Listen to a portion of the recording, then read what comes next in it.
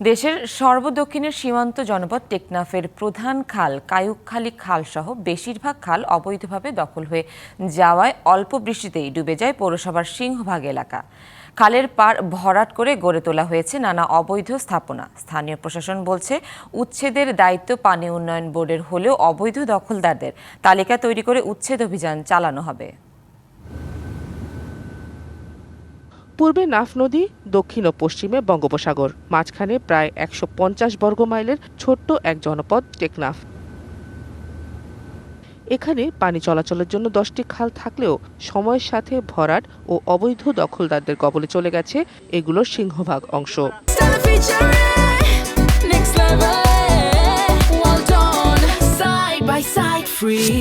এছাড়া নাফ নদী পাড়ে অপর্যাপ্ত বেড়িবাঁধ ও স্লুইস গেটের কারণে বর্ষা কিংবা তীব্র জোয়ারে খালের পানি বের হতে না পেরে সৃষ্টি হয় জলাবদ্ধতা।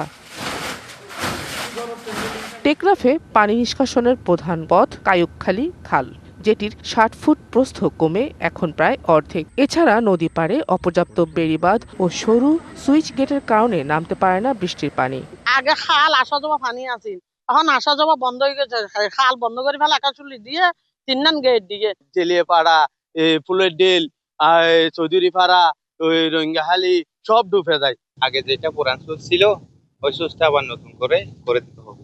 টেকনাফকে জলাবদ্ধতা মুক্ত করতে অবৈধ দখলমুক্ত করার পাশাপাশি খালগুলো পুনর্খননের পরামর্শ স্থানীয়দের। নদীর গভীরতা নাব্যতা ফিরে আসে, তাহলে আশা করি আমাদের বর্ষাকালে যে প্লাবিত হওয়ার সম্ভাবনা থাকে এটা কমে যাবে। আরো অনেকগুলো স্লুইস গেট তৈরি করার জন্য ইতিমধ্যে সার্ভে হয়েছে, আশা করি এটা শুরু হয়ে যাবে।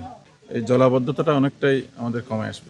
দখলদারদের তালিকা তৈরি করে উচ্ছেদের কথা বলছে স্থানীয় প্রশাসন।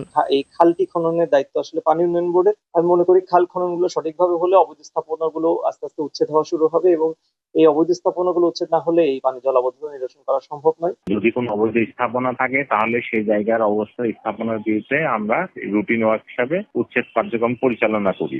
কে খাল, এই খাল তো ওয়াটার বোর্ডের না। এই একর করা জায়গা যদি না হয় সেই ক্ষেত্রে আপনার উচ্ছেদ কার্যক্রম পরিচালনা করা কিন্তু আমাদের জন্য খুবই কষ্টকর হয়ে যায়। জলাবদ্ধতার অভিশাপ থেকে মুক্ত করতে খালগুলো দখলমুক্ত করে খালের প্রাকৃতিক প্রবাহ ফেরাতে আন্তরিক হবেন সংশ্লিষ্টরা, এমনটাই প্রত্যাশা সবার। DBC news desk.